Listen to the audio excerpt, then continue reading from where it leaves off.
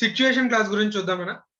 Situation class లో కూడా ఇప్పుడు నేమ్ క్లాస్ లో మనం ఎలా అయితే అన్నిటిని తీసుకొచ్చి ఒకే దగ్గర ఎలా చదువుకున్నామో, సిచ్యుయేషన్ క్లాస్ కూడా రైట్ మనకి అక్కడక్కడ ఉన్న అన్నిటిని ఒక గ్రూప్ చేసుకొని ఒక లాజికల్ వేలో చూస్తాం మనం. సిచ్యుయేషన్ క్లాస్ అంటే nothing but company A state లో సిచ్యువేట్ అయి ఉంది అని చెప్పే క్లాస్ మనం. అంతేగాని అక్కడ అడ్రస్ ఉండదు. స్టేట్ ఏ స్టేట్ లో ఉంది అనేది ఉండేటటువంటి క్లాస్ అన్నమాట. సో ఏ స్టేట్ లో తన యొక్క రిజిస్టర్డ్ ఆఫీస్ ఉందో, కానీ ఇక్కడ రిజిస్టర్డ్ ఆఫీస్ కంపెనీకి బ్రాంచ్ ఆఫీసులు లేకపోతే ఫ్యాక్టరీలు ఎక్కడైనా ఉండొచ్చు కాక, కంపెనీ తన యొక్క ఇది హెడ్ ఆఫీస్ కూడా కాదు, బట్ హెడ్ ఆఫీస్ వేరు రిజిస్టర్డ్ ఆఫీస్ వేరు కూడా ఉండొచ్చు. హెడ్ ఆఫీస్ ఒక చోట ఉండొచ్చు. రిజిస్టర్డ్ ఆఫీస్ అనేది కాన్సెప్ట్ ఏంటి? ఆర్ఓసి ఏదైనా కమ్యూనికేట్ చేయాలి అంటే, లేదా షేర్ హోల్డర్స్ ఏదైనా కమ్యూనికేట్ చేయాలి అంటే రైట్ అఫీషియల్ గా ఒక అడ్రస్ అంటూ ఉండాలి. సో ఆ address right the address which is registered with ROC right. So share holders కానివ్వండి, స్టేక్ హోల్డర్స్ కానివ్వండి, ఆర్ఓసి కానివ్వండి, కంపెనీతో కమ్యూనికేట్ అవ్వాలి అంటే ఒక అఫీషియల్ అడ్రస్ ఉండాలి. కంపెనీకి 100 బ్రాంచ్ ఆఫీసులు ఉండొచ్చు. ఇట్స్ ఎస్బీఐకి దేశం నిండా వేల బ్రాంచ్లు ఉన్నాయి. ఒకవేళ ఎస్బీఐకి ఏదో నోటీస్ పంపించాలంటే అన్ని బ్రాంచ్లకి పంపించాలా, ఏదో ఒక బ్రాంచ్కి పంపించాలా, ఎక్కడికి పంపించాలి? సో దానికోసంగా ఒక కన్వీనియన్స్ కోసం ఒక అడ్రస్ పెడుతున్నాము. సో ఆ అడ్రస్, సో రిజిస్టర్డ్ ఆఫీస్ ఒకటి ఉండొచ్చు, హెడ్ ఆఫీస్ ఒకటి ఉండొచ్చు. ఒకప్పుడు మనకి ఈ మనకి ఫైలింగ్స్ ఇది వెబ్సైట్ లో ఉండేవి కాదు కాబట్టి ఏ స్టేట్ లో రిజిస్టర్ అయిన రిజిస్టర్డ్ ఆఫీసు ఆ స్టేట్ హెడ్ లో ఉండేది. ఎందుకంటే ఆర్ఓసి ఎక్కడ ఉంటాడు? ఆ స్టేట్ హెడ్ క్యాపిటల్ లో ఉంటాడు. సే ఒకప్పుడు మన రిజిస్టర్డ్ ఆఫీసెస్ అన్ని కూడా హైదరాబాద్ లో ఉండేది. కానీ ఆ కంపెనీ హెడ్ ఆఫీస్ అంటే ఈ డైరెక్టర్లు, ఎండీలు వీళ్ళందరూ కూర్చునేది హైదరాబాద్ లో కూర్చోరు. సో మన ఎన్ఎఫ్సిఎల్ ఉంది రైట్, ఈ డైరెక్టర్లు వాళ్ళందరూ ఇక్కడే ఉంటారు. కానీ రిజిస్టర్డ్ ఆఫీస్ హైదరాబాద్ లో ఉండేది. ఇప్పుడు కూడా అక్కడే ఉండొచ్చు. ఎందుకంటే ఆర్ఓసీతో కమ్యూనికేట్ చేయాలి. ఒకప్పుడు అంతా కూడా ఫిజికల్ కమ్యూనికేషన్. ఆర్ఓసీ దగ్గరికి వెళ్ళడం, ఫిజికల్ కాపీస్ ఫైల్ చేయడం. So all the way head office Kakinada, registered office కూడా Kakinada. All the way Kakinada నుంచి హైదరాబాద్ వెళ్ళడం కష్టం కాబట్టి హైదరాబాద్ లో ఒక చిన్న రూమ్ తీసుకొని అక్కడ ఒకరిని కూర్చోబెట్టేసి ఆర్ఓసీకి చేయాల్సిన కమ్యూనికేషన్స్ అన్నింటినీ కూడా వాడి చేత చేయించేవాళ్ళు. సో కాబట్టి రిజిస్టర్డ్ ఆఫీస్ ఒకటి, హెడ్ ఆఫీస్ ఒకటి, బ్రాంచ్ ఆఫీసులు బోల్డ్ ఎన్నైనా ఉండొచ్చు. So main difference between registered office and head office. So registered office is capable of receiving any notices from ROC or any stakeholder, right? So it is the official address which will be displayed on every publication of the company, right? So registered office అది మనకి ఏ state లో మనం register అయ్యామో అనేది చెప్తుంది. So ఏ state లో register అయితే ఆ state కి ఈ కంపెనీ కట్టే ట్యాక్సెస్ లో వాటా వెళ్తుంది.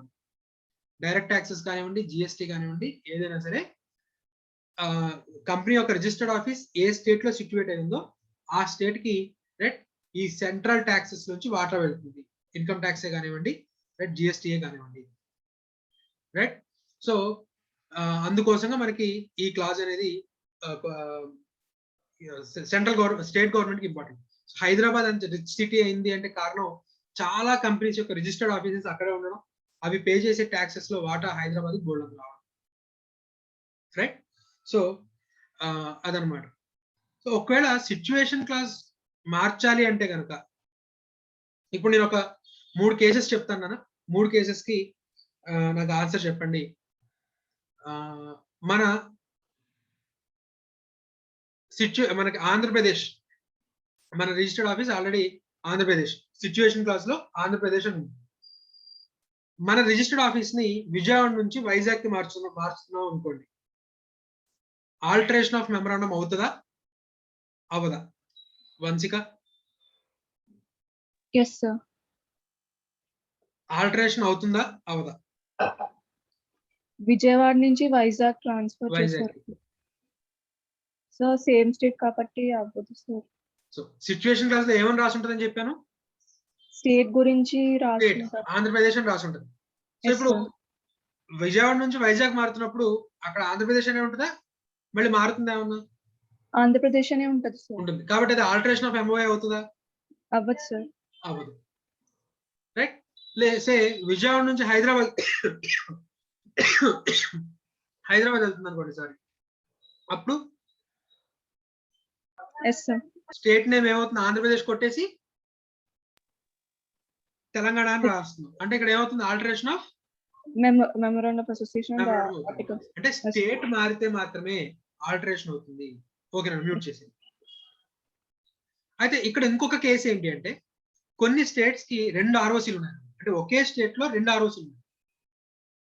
నీకు సిచ్యువేషన్ క్లాస్ లో స్టేట్ నేమే రాసి ఉంటుంది. తమిళనాడు అండ్ మహారాష్ట్ర వచ్చేసరికి 2 ఆర్ఓసీలు ఉన్నాయి. ఎందుకంటే అక్కడ ఇండస్ట్రీస్ ఎక్కువ, రైట్? ఒకటి చెన్నై, ఒకటి కోయంబత్తూర్, రైట్? మహారాష్ట్ర అయితే కనుక ఒకటి ముంబై, ఒకటి పూణే. అక్కడ ఇండస్ట్రీస్ ఎక్కువ. ఒక ఆర్ఓసీ ఈ పనులన్నీ చేయలేక వాళ్ళు 2 ఆఫీసులు పెట్టుకున్నారు. సో ఒక ఆర్ఓసీ పరిధిలోంచి మహారాష్ట్రలో ముంబై నుంచి పూణేకి వెళ్తున్నారు అనుకోండి, సిచ్యువేషన్ క్లాస్ ఆల్టర్ అవుతున్నట్ట, ఆల్టర్ అవనట్ట? మానస సార్, ఒక మహారాష్ట్రకి 2 ఆర్ఓసీలు ఉన్నాయి, ముంబై, పూణే. ఒక కంపెనీ తన యొక్క రిజిస్టర్డ్ ఆఫీస్ ని ముంబై నుంచి పూణేకి మార్చుకుంటా ఉంది. అంటే ఒక ఆర్ఓసీ పరిధిలోంచి ఇంకో ఆర్ఓసీ పరిధిలోకి వెళ్తుంది. ఆల్టరేషన్ అవుతుంది సార్. ఆల్టరేషన్ అవుతుంది అంటే ముంబై 2 మహారాష్ట్రలోనే ఉంటా? ముంబై అండ్ పూణే 2 మహారాష్ట్రలోనే ఉన్నాయి. అంటే ఇప్పుడు మహారాష్ట్ర కొట్టేసి మళ్ళీ మహారాష్ట్ర రాస్తే ఆల్టరేషన్ అయిందా? అవ్వలేదు సార్. అంటే ఒక ఆర్ఓసీ పరిధి ఆర్ఓసీ పరిధికి మారినా కూడా అది ఏమవుతుంది నాన్న? ఆల్టరేషన్ అవ్వదు. ఆల్టరేషన్ అవ్వదు. సో మనం ఈ 3 కేసెస్ కి కూడా, రైట్, మనకి ఆల్టరేషన్ అయ్యే కేసు ఏంటన్నా? విజయవాడ నుంచి హైదరాబాద్ షిఫ్ట్ అయినప్పుడు మాత్రమే ఆల్టరేషన్. రైట్? సో సిచ్యువేషన్ కి సంబంధించి మనం ఏం చేస్తాం? కంపెనీ యొక్క అడ్రస్, దానికి సంబంధించిన అన్ని, రైట్? అలాగే ఆల్టరేషన్ ఆఫ్ మెమరాండం లో కంపెనీ యొక్క రిజిస్టర్డ్ ఆఫీసు మారిన ప్రతి కేసు ఆల్టరేషన్ అవ్వదు. Only one state to another state move అయినప్పుడు మాత్రమే అది ఆల్టరేషన్ అవుతుంది. ఓకే, మ్యూట్ చేసిన.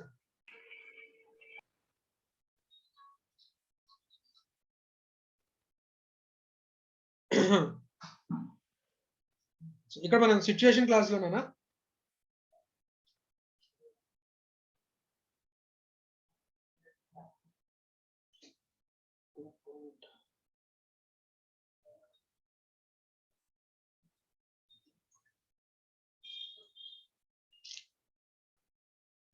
సో ఎంఓఏలో సిచ్యువేషన్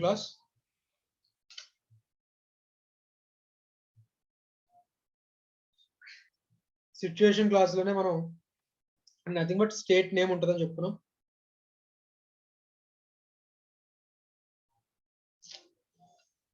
దీంట్లో మనం చెబుతాం నాన్న registered office,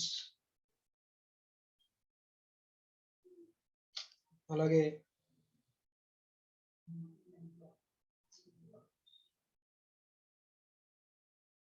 active form,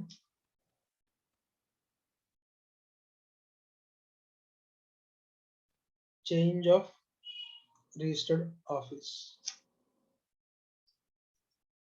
so first registered office లోనా ఒకప్పుడు కంపెనీ యాక్ట్ ప్రకారం అయితే కనుక మనం ఇన్కార్పొరేషన్ రోజునే మన రిజిస్టర్డ్ ఆఫీస్ అడ్రస్ ని మనం ఆర్ఓసీతో ఫైల్ చేయాల్సి వచ్చింది.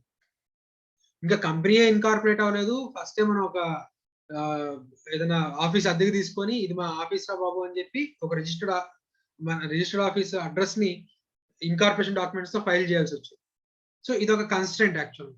అందుకని ఏం చేశారంటే ఇన్కార్పొరేషన్ టైంలో మనం రిజిస్టర్డ్ ఆఫీస్ అడ్రస్ ఇమ్మన్నామన్నా లేకపోతే అడ్రస్ ఫర్ కమ్యూనికేషన్ ఇమ్మని చెప్పామా? స్పైస్ లో అడ్రస్ ఫర్ కమ్యూనికేషన్ ఇమ్మన్నాం. సో ఇన్కార్పొరేషన్ డాక్యుమెంట్ లో అడ్రస్ ఫర్ కమ్యూనికేషన్ ఇస్తాము. ఇన్కార్పొరేషన్ కంప్లీట్ అయిపోయినా 30 రోజుల లోపు రిజిస్టర్డ్ ఆఫీస్ అయితే ఉండాలి. ప్రతి కంపెనీకి కూడా ఇన్కార్పొరేషన్ సర్టిఫికేట్ ఆఫ్ ఇన్కార్పొరేషన్ వచ్చిన 30 days లోపు రిజిస్టర్డ్ ఆఫీస్ ఉండాలి and it should be verified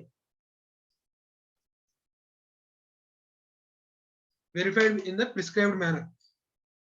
మన ఇన్కార్పొరేషన్ అయిపోయిన తర్వాత మీకు ఆల్రెడీ సిసిబిలో చెప్పినట్టున్నాను కదా,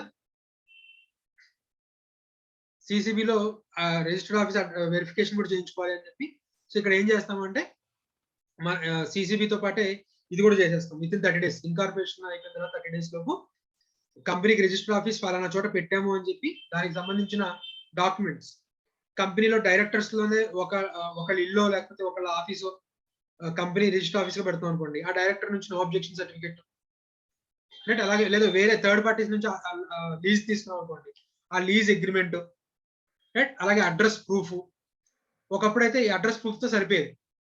ఇవన్నీ మరి ఒరిజినల్ అని చెప్పి సర్టిఫై చేయడానికి ఒక చార్టెడ్ అకౌంటెంట్ కానీ, కంపెనీ సెక్రటరీ కానీ, సిఎంఏ కానీ digital signature, right. Registered office వీళ్ళు చెప్పిన చోట ఉంది, నేను చూశాను అని చెప్పి సిఏ కానీ, సిఎంఏ కానీ, సిఎస్ కానీ, కంపెనీ సెక్రటరీ కానీ, right, professional practicing CA, CMA, CS లు వెరిఫై వాళ్ళ డిజిటల్ సిగ్నేచర్ ఇచ్చి ఇవన్నీ అప్లోడ్ చేసి అక్కడే ఉందని చెప్పి చేయాల్సి ఉంటుంది. కానీ ఇప్పుడు ఈవెన్ జియో ట్యాగింగ్ తీసుకొచ్చారు. మన రిజిస్టర్డ్ ఆఫీస్ ని జిపిఎస్ ట్యాగింగ్ కూడా చేయాలి ప్రాసెస్ లో భాగంగా, right. So including geo tagging అనమాట. సో అది వెరిఫికేషన్ ప్రాసెస్. ఎప్పటిలోగా అయిపోవాలి? 30 days లోపు అయిపోవాలి, రైట్. సో ఇన్కార్పొరేషన్ అనేది 30 days లోపు ప్రతి కంపెనీకి కూడా రిజిస్టర్డ్ ఆఫీస్ ఉండాలి. అండ్ ఆ రిజిస్టర్డ్ ఆఫీస్ ఎప్పుడు మారినా కూడా దాన్ని విత్ ఇన్ 30 days మళ్ళీ ఆర్ఓసికి ఇంటిమేట్ చేయాలి. ఆ చేంజ్ ఆఫ్ రిజిస్టర్డ్ ఆఫీస్ ఏదైతే ఉందో అది మనం ఇదిగోండి ఇక్కడ చూద్దాము, right. It should be intimated to ROC. అలాగే రిజిస్టర్డ్ ఆఫీస్ ని వెరిఫై చేయించుకోవాలి ప్రిస్క్రైబ్డ్ మేనర్, రైట్. ఏదైతే మనం ఇప్పుడు జియో ట్యాగింగ్ చెప్పామన్నా అది మరి ఓల్డ్ కంపెనీస్ కి ఎలాగ మరి, right. Bold and suit case కంపెనీలు ఆ విధంగా రిజిస్టర్డ్ ఆఫీస్ ఏదో ఒక అడ్రస్ తో ఇచ్చేసారు, కానీ అక్కడ రిజిస్టర్డ్ ఆఫీస్ ఉందో లేదో కూడా తెలియదు. కాబట్టి రెట్రాస్పెక్టివ్ గా తీసుకొచ్చారు అన్నమాట. ప్రతి కంపెనీ తన యొక్క రిజిస్టర్డ్ ఆఫీస్ జియో ట్యాగింగ్ చేయాలి అండ్ ఒక చిన్న ప్రొసీజర్ ఫాలో అవ్వాలి. దాన్నే యాక్ట్ 2 ఫామ్ అన్నమాట. యాక్ట్ 2 ఫామ్ అనేది ఫిల్ చేయాలి. కొత్తగా రిజిస్టర్ అవుతున్న కంపెనీస్ ఎలాగో జియో ట్యాగింగ్ చేస్తారు, మరి ఓల్డ్ కంపెనీస్ కూడా, రైట్, ఈ జియో ట్యాగింగ్ తీసుకొస్తే ఏవి డమ్మీ కంపెనీస్, ఏవి సూట్ కేస్ కంపెనీస్, ఏవి హవాలా చేస్తున్నాయి, ఏవి మనీ లాండరింగ్ చేస్తున్నాయి అనేది ఐడెంటిఫై చేయడం కోసం రెట్రాస్పెక్టివ్ గా పాత కంపెనీస్ కూడా 2018-17 ముందు ఏవైతే కంపెనీస్ రిజిస్టర్ అయ్యో వాళ్ళందరూ కూడా ఈ యాక్టివ్ ఫామ్ ఫిల్అప్ చేసి జియో ట్యాగింగ్ చేయాలి వాళ్ళ registered offices, right. So active form గురించి చూద్దాం ఒకసారి. First registered office of the company చూద్దాము. సో 2.23 ఈ పాయింట్ చెప్పుకున్నాం. 30 days లోపు ఉండాలి అండ్ తర్వాత కూడా ఎల్లప్పుడూ రిజిస్టర్డ్ ఆఫీస్ ఉండాలి కంపెనీకి పంపించే కమ్యూనికేషన్స్, షేర్ హోల్డర్స్ కానివ్వండి, ఆర్ఓసి కానివ్వండి, రిజిస్టర్డ్ ఆఫీస్ పంపిస్తాము. వెరిఫై చేయించుకోవాలి. ఇన్కార్పొరేట్ అయినా 30 days లోపు వెరిఫికేషన్ ఆఫ్ రిజిస్టర్డ్ ఆఫీస్ జరగాలి ఇన్ ప్రిస్క్రైబ్డ్ మేనర్. అలాగే ఒకవేళ రిజిస్ట్రార్ కి నమ్మకం కుదరకపోతే ఈ చార్టెడ్ అకౌంటెంట్ వీళ్ళు కొమ్మక్కైపోయి చేశారు, రైట్, అసలు అక్కడ రిజిస్టర్ ఆఫీస్ ఉందో లేదో చెక్ చేద్దాం అనుకోని రిజిస్ట్రార్ కనుక అనుకుంటే రిజిస్ట్రార్ వచ్చి అంటే ఆర్ఓసి వచ్చి ఫిజికల్ గా వచ్చి వెరిఫై చేయడానికి ఛాన్స్ ఉంది. ఒకవేళ అక్కడికి వచ్చి వెరిఫై చేసినప్పుడు రిజిస్టర్ ఆఫీస్ కనుక లేకపోతే ఆ కంపెనీ నేమ్ స్ట్రైక్ ఆఫ్ కూడా చేసేసేయచ్చు. అండ్ అలాగే తర్వాత ఎప్పుడైనా ఫ్యూచర్ లో రిజిస్టర్ ఆఫీస్ కనుక చేంజ్ అయితే విత్ ఇన్ 30 days దాన్ని ఇంటిమేట్ చేయాల్సి ఉంటుంది ఆర్ఓసి. ఇది రిజిస్ట్రేషన్.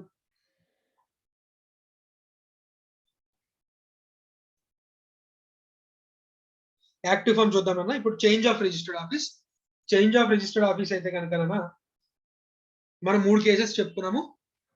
3 కేసెస్ లో ఇక్కడ 2 కేసెస్ చూద్దాము. Out side of city but with in same state అయితే కనుక అది ఆల్టరేషన్ ఆఫ్ మెమోరాండం అవ్వదు, స్పెషల్ రెజల్యూషన్ పాస్ చేసుకుంటే సరిపోతుంది.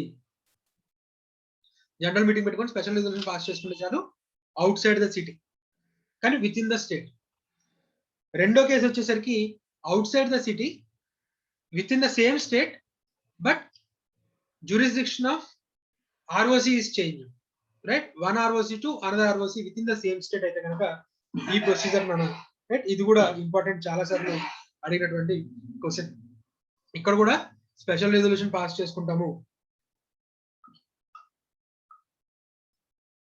స్పెషల్ రెజల్యూషన్ ఆర్డి పర్మిషన్ కావాలి, right. Special resolution plus RD approval. RD approval చేసుకోవాలంటే కనుక మరి మనం ఏదో ఫామ్ నెంబర్ అప్లై చేయాలి కాబట్టి ఆ ఫామ్ నెంబర్ INC 23. INC 23లో ఏమేమి పంపిస్తాము? బోర్డ్ రెజల్యూషన్, బోర్డ్ రెజల్యూషన్ అయిన తర్వాత కదా ఏజిఎం పెట్టుకొని స్పెషల్ రెజల్యూషన్ పాస్ చేసుకోగలం. సో బోర్డ్ రెజల్యూషన్ తర్వాత రైట్ మేము జనరల్ మీటింగ్ పెట్టుకున్నాము, జనరల్ మీటింగ్ లో స్పెషల్ రెజల్యూషన్ పాస్ చేసుకున్నాము, దాని మినిట్స్ కాపీ రైట్. అలాగే declaration by key manager person or direct or any 2 directors. Key manager person లేకపోతే కనుక 2 డైరెక్టర్స్, అక్కడైతే కనుక 1 డైరెక్టర్, ఇక్కడ 2 డైరెక్టర్స్. మనకి ఎవరైతే ఎంప్లాయీస్ ఉన్నారో వాళ్ళు ఎవరికి ఎటువంటి హార్డ్షిప్స్ కలగట్లేదు. రిజిస్టర్డ్ ఆఫీస్ మారినంత మాత్రాన మీ ఎవరిని ఉద్యోగాల నుంచి తీసేయట్లేదు రైట్, వాళ్ళకి ఎటువంటి హార్డ్షిప్స్ కలగట్లేదు అని చెప్తూ ఒక డిక్లరేషన్ రైట్. అలాగే ఒకవేళ మేము ఆర్ఓసి రిజిస్టర్డ్ ఆఫీస్ ని మార్చుకున్నా కూడా ఎగ్జిస్టింగ్ కేసెస్ ఏవైతే రన్ అవుతున్నాయో కంపెనీకి అగెన్స్ట్ గా వాటి జ్యూరిస్డిక్షన్ మార్చమని చెప్పి మేము తర్వాత అడగము రైట్. ఇప్పుడు ప్రెసెంట్ మన రిజిస్టర్డ్ ఆఫీస్ ఎక్కడో దాని మన రిజిస్టర్డ్ ఆఫీస్ ఏ కోర్టు కిందకి వస్తుందో ఆ కోర్టులో కేసెస్ ఫైల్ చేస్తాం. మన కంపెనీ మీద ఎవరైనా కేసెస్ ఫైల్ చేయాలి అంటే ఇప్పుడు మన రిజిస్టర్డ్ ఆఫీస్ ని తీసుకెళ్ళిపోయి వేరే చోట పెట్టుకున్నాం అనుకోండి, వాళ్ళందరికీ ఇబ్బందులు. కాబట్టి ఎగ్జిస్టింగ్ రన్ అవుతున్న కేసెస్ జ్యూరిస్డిక్షన్ మార్చమని చెప్పి మేము కోర్టులని అడగము అని చెప్పి అదొకటి. అలాగే స్టేట్ చీఫ్ సెక్రటరీకి కాపీ అన్నమాట. మేము ఇలాగా మారదాం అనుకుంటున్నాము, ఒక ఆర్ఓసి నుంచి ఒక ఆర్ఓసికి. ప్రతి స్టేట్ కి చీఫ్ సెక్రటరీ ఉంటాడు. ప్రతి స్టేట్ గవర్నమెంట్ కి మనకి సీఎంస్ వీళ్ళు మారిపోతూ ఉంటారు, కానీ గవర్నమెంట్ ని కాన్స్టిట్యూషన్ ప్రకారం నడిపించేది ఈ chief secretaries right. Elected representative CM అయితే రైట్, చీఫ్ సెక్రటరీ ప్రతి స్టేట్ కి ఉంటాడు. సో ఆ చీఫ్ సెక్రటరీకి కూడా ఇంటిమేషన్ ఇవ్వాలి రైట్. ఇవన్నీ తీసుకొని ఎవరికి అభ్యంతరం లేదు అనుకుంటే ఆర్డి ఏం చేస్తాడంటే 15 days లోపు యాక్సెప్ట్ కానీ రిజెక్ట్ కానీ చేస్తాడు.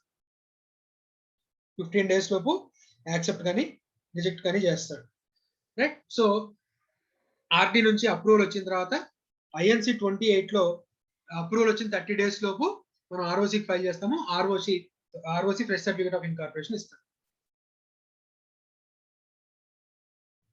ఓకేనా? ఆర్ఓసి టు ఆర్ఓసి క్లియర్ గా ఉందా?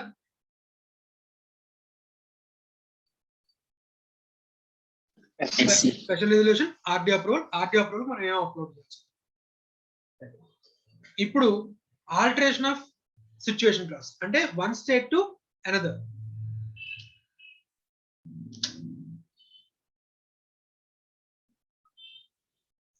చూడండి ఇక్కడ కూడా చాలా పెద్ద ప్రొసీజర్ ఇచ్చాడు. ఆల్టరేషన్ ఆఫ్ సిచ్యువేషన్ క్లాస్ ఇక్కడ మొదలు పెడితే ఇక్కడ ఎండ్ అయింది. దాంట్లో మనం ఆల్రెడీ చూసినవే, ఇందాక చదివిందే, పబ్లిక్ టు ప్రైవేట్ కన్వర్షన్ ఏమేమి చదువుతున్నామో అవి కొన్ని వస్తాయి కాబట్టి ఇబ్బంది ఏం లేదు.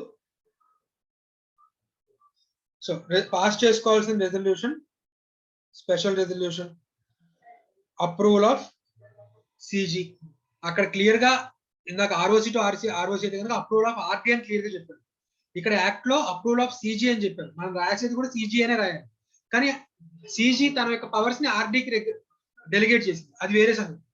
మనం యాక్ట్ లో ఏమని చెప్పాడు? అప్రూవల్ ఆఫ్ సిజి అన్నాడు, and the powers are delegated to RD, అది వేరే సంగతి. సో అప్రూవల్ ఆఫ్ సిజి అన్నప్పుడు అప్రూవల్ ఆఫ్ సిజి అనే రాయాలి, అప్రూవల్ ఆఫ్ ఆర్డి అన్నప్పుడు అప్రూవల్ ఆఫ్ ఆర్డి అనే రాయాలి. So special resolution plus central government approval correct. Central government ఎన్ని రోజుల్లోపు అప్రూవ్ చేయాలన్నా 60 days లోపు అప్రూవ్ కానీ రిజెక్ట్ కానీ చేయాలి. మనకి అక్కడ పబ్లిక్ టు ప్రైవేట్ 30 days ఇచ్చాడు, ఇక్కడ 60 days. సెంట్రల్ గవర్నమెంట్ 60 days లోపు వన్ స్టేట్ నుంచి వన్ స్టేట్ కి మారడానికి పర్మిషన్ ఇవ్వడం కానీ క్యాన్సిల్ చేయడం కానీ చేయాల్సి ఉంటుంది. ఇక్కడ ఒక స్టేట్ నుంచి ఇంకో స్టేట్ కి ఆర్ఓసి రిజిస్టర్ ఆఫీస్ ని మార్చేటప్పుడు ఎవరెవరికి అభ్యంతరాలు ఉంటాయన్నా? Employees, creditors, debenture holders, share holders. ఆ స్టేట్ గవర్నమెంట్ అభ్యంతరం ఉంటుందా ఉండదా? ఉంటుంది సార్. ఆ స్టేట్ గవర్నమెంట్ అభ్యంతరం ఏంటి సార్? ఆ గవర్నమెంట్ ట్యాక్స్ రావు కదా సార్ అప్పుడు రిటర్న్లో. రిజిస్టర్డ్ ఆఫీస్ వేరే స్టేట్ కి మారిపోతే కంపెనీ కట్టే ట్యాక్సెస్ మీద వాటా ఎవరికి వెళ్తుంది? రిజిస్టర్డ్ ఆఫీస్ ఎక్కడ ఉందో అక్కడ వెళ్తుంది, కొత్త స్టేట్ కి వెళ్తుంది. అంటే ఇప్పుడు ఎగ్జిస్టింగ్ స్టేట్ కి నష్టమే కదా. కాబట్టి ఆ స్టేట్ కూడా అభ్యంతరం తెలపొచ్చు. ఒకవేళ ఒక స్టేట్ నుంచి ఇంకో స్టేట్ కి రిజిస్టర్ ఆఫీస్ మారుతుంటే ఆ స్టేట్ కూడా అభ్యంతరం తెలపొచ్చు, రైట్. కానీ వ్యాలిడ్ రీజన్ ఉన్నట్లయితే ఆర్డి స్టేట్ ఏదైనా అబ్జెక్షన్ పెట్టినా కూడా ఆ అబ్జెక్షన్ పక్కన పెట్టి ఇస్తాను. వ్యాలిడ్ రీజన్ ఉండి, రైట్, మా కంపెనీ ఆపరేషన్స్ కి మేము మారడమే బెటర్. సే మేము ఇప్పటిదాకా కాకినాడ పోర్ట్ బేస్డ్ గా మేము ఆపరేషన్స్ చేస్తున్నాము, రైట్. ఇప్పుడు మీరు నెల్లూరు సరే మేము ఇప్పుడు ముంబై పోర్ట్ గా ఆపరేషన్స్ మారుద్దాం అనుకుంటున్నాము. సో రిజిస్టర్ ఆఫీస్ ఉంటే కుదరదు మాకు, రైట్. సో ఇలా రకరకాల వ్యాలిడ్ రీజన్స్ చెప్పినట్లయితే ఒకవేళ స్టేట్ గవర్నమెంట్ అభ్యంతరం తెలిపినా కూడా, రైట్, ఇబ్బంది ఏమి ఉండదు అన్న. ఆర్డి పర్మిషన్ ఇస్తాడు, సెంట్రల్ గవర్నమెంట్ పర్మిషన్ ఇస్తాడు. So before passing and any order, CG shall satisfy itself that creditors, debenture holders, other persons కి ఈ ఆల్టరేషన్ వల్ల ఎటువంటి అభ్యంతరం లేదు అని చెప్పి సాటిస్ఫై అవ్వాలి.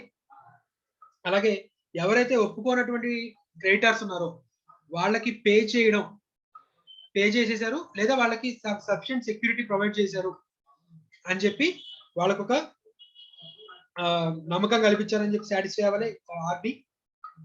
ఇది సెక్యూరిటీ. సో ఒకవేళ మనం డబ్బులు పే చేసేసి డిశ్చార్జ్ చేసేస్తే ఓకే, డిశ్చార్జ్ చేయలేకపోతే వాళ్ళ అప్పు తీర్చడానికి ప్రాపర్ సెక్యూరిటీ అయినా చూపించి, రైట్, ఆ క్రెడిటార్స్ ఒప్పించగలగాలి, రైట్. అలాగే కంపెనీ నుంచి ఏదైతే అప్రూవల్ వచ్చిందో అప్రూవల్ ని ఓల్డ్ స్టేట్ ఆర్ఓసికి న్యూ స్టేట్ ఆర్ఓసికి ఇద్దరికి పంపించాలి. సో న్యూ స్టేట్ ఆర్ఓసి దాన్ని రిజిస్టర్ చేసుకొని ఫ్రెష్ సర్టిఫికేట్ ఆఫ్ ఇన్కార్పొరేషన్ ఇస్తాడు, right. So fresh certificate of incorporation వచ్చేంత వరకు కూడా సిచ్యువేషన్ క్లాస్ ఆల్టర్ అయినట్టు కాదు, రైట్. సో ఇప్పుడు డీటెయిల్డ్ ప్రొసీజర్ కనుక చూసినట్లయితే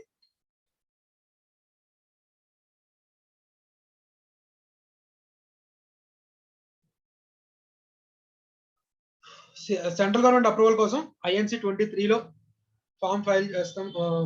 ఈ ఫామ్ ఫిల్అప్ చేసి అప్లై చేయాలి. దాంట్లో ఆల్టర్డ్ కాపీ ఆఫ్ MOA, అలాగే మినిట్స్ ఆఫ్ జనరల్ మీటింగ్, అలాగే బోర్డ్ రెజల్యూషన్. ఏ బోర్డ్ రెజల్యూషన్ అంటే బోర్డ్ ఆఫ్ డైరెక్టర్స్, కొంతమంది బోర్డ్ ఆఫ్ డైరెక్టర్స్ కి ఈ పని అంతా కూడా మీరే చేయండి అని చెప్పి పవర్ ఆఫ్ అటార్నీ ఇస్తారని చెప్పాను కదా. సో ఆ వకాలత్నామా కాపీ అప్లోడ్ చేయాల్సి ఉంటుంది, రైట్. అలాగే లిస్ట్ ఆఫ్ క్రెడిటర్స్ అక్కడ చదువుకున్నాం కదా. ఎవ్రీ క్రెడిటర్, డిబెంచర్ హోల్డర్ వాళ్ళ యొక్క డెట్స్, ఎంత అమౌంట్ పే చేయాల్సింది, ఒకవేళ కాంటింజెంట్ అయితే కనుక reasonable estimate, right. Last 1 month మనం ఫైల్ చేస్తున్న దానికి 1 month, అక్కడ 30 days అన్నాడు, ఇక్కడ 1 month అన్నాడు. సో 1 month అని రాయాలి ఇక్కడ, రైట్. సో మనం అప్లై INC 23 ఫైల్ చేస్తేనే 30 days ముందు ఏదైతే creditors list, డేటార్స్ list, debentures list, డేటార్స్ list కాదు, డిబెంచర్స్ లిస్ట్ ఏదైతే ఉందో దాన్ని దాన్ని కూడా అప్లోడ్ చేయాల్సి ఉంటుంది.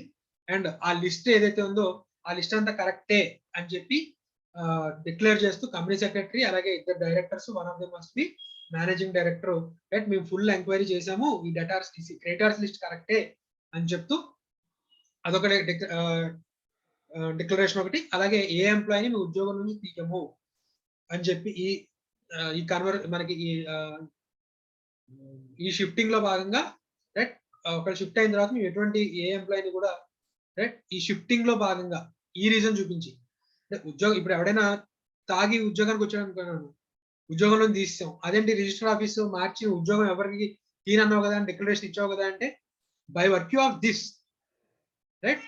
సో రిజిస్టర్డ్ ఆఫీస్ ఇంతకుముందు కాకినాడలో ఉంది, ఇప్పుడు ముంబైకి వెళ్ళింది, కాబట్టి కాకినాడలో అందరినీ ఉద్యోగం తీసేసి నీ ముంబైలో హైర్ చేసుకుంటారంటే తప్పు.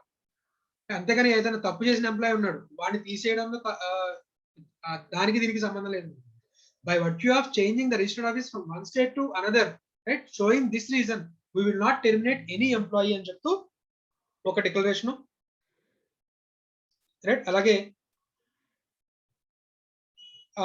List of creditors registered office లో పెట్టాలి.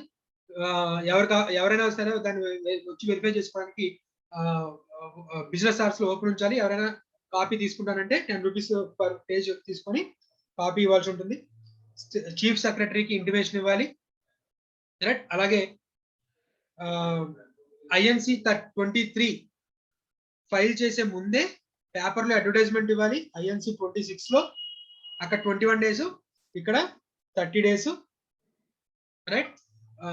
పేపర్ లో అడ్వర్టైజ్మెంట్ ఇవ్వాలి. పేపర్ లో అడ్వర్టైజ్మెంట్ అనగానే కామన్ అని చెప్పాను. ఒకటి ఇంగ్లీష్ పేపర్, ఒకటి వెర్నాక్యులర్ పేపర్ అడ్వర్టైజ్మెంట్ ఇవ్వాల్సి ఉంటుంది. అడ్వర్టైజ్మెంట్ ఇచ్చి ఇదిగో బాబు మీ అడ్వర్టైజ్మెంట్ ఇచ్చాము, అలాగే వీళ్ళందరికీ క్రెడిటర్స్ కి, డిబెంచర్ హోల్డర్స్ కి, స్టేట్ గవర్నమెంట్ చీఫ్ సెక్రటరీలకి, రైట్, వీళ్ళందరికీ కూడా నేను ఈ నోటీసులు సర్వ్ చేశాను అని చెప్పి చెప్తూ, అది కూడా మన INC 23లో ఆ కాపీస్ అన్నిటి కూడా స్కాన్ చేసి అప్లోడ్ చేయాల్సి ఉంటుంది, రైట్. అలాగే కంపెనీకి ఏదైనా అబ్జెక్షన్స్ కనుక రిసీవ్ అయి ఉంటే ఆ అబ్జెక్షన్స్ అన్నిటిని కూడా ఒక ట్యాబులర్ ఫామ్ లో, రైట్, ఎవరి నుంచి వచ్చింది, ఆ అబ్జెక్షన్ ఏంటి అని, వాడితో కంపెనీకి ఉన్న రిలేషన్షిప్ ఏంటి, వాడు షేర్ హోల్డరా, లేకపోతే డిబెంచర్ హోల్డరా, క్రెడిటారా, లేకపోతే చీఫ్ సెక్రటరీయా, రైట్, ఎవరి నుంచి, లేదా కంపెనీ మీద ఆల్రెడీ కేసు ఫైల్ చేసినటువంటి ఇంకెవరైనా, లేకపోతే రిలేటెడ్ పార్టీసా, ఎవరు, ఆ రిలేషన్ ఏంటి, ఆ అబ్జెక్షన్ ఏంటి అని చెప్పి ఒక ట్యాబులర్ ఫామ్ లో స్టేట్మెంట్ తయారు చేసి దాన్ని కూడా ఇవ్వాలి. ఒకవేళ ఎటువంటి అబ్జెక్షన్స్ రాకపోతే కనుక ఏం అబ్జెక్షన్స్ రాలేదని చెప్పి అప్లోడ్ చేస్తాము. సో దట్ 15 days లోపు, మనం అప్లై చేసుకున్న 15 days లోపు యాక్సెప్ట్ చేస్తాడు. ఒకవేళ అబ్జెక్షన్స్ కనుక వచ్చినట్లయితే